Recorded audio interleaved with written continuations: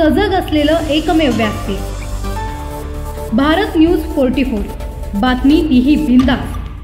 Lakshmi public स्कूलचे खजिनदार आणि उद्योजक रुपेश जनार्दन पाटील यांनी आपला वाढदिवस केवळ औपचारिकतेपुरता मर्यादित न ठेवता सामाजिक जाणीवेतून साजरा करत एक आदर्श निर्माण केलाय।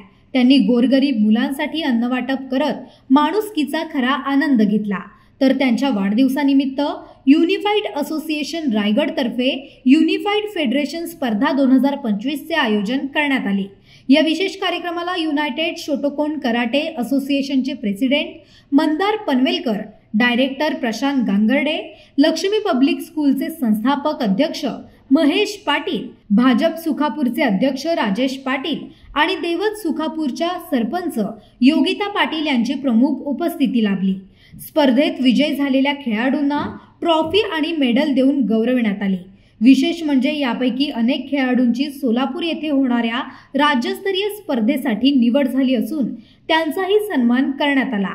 रुपेश पाटील यांचा हा सामाजिक आणि क्रीडा मूल्यांना प्रोत्साहन देणारा उपक्रम आता स्थानिक पातळीवरच नव्हे तर जिल्हाभर चर्चेचा विषय ठरत आहे।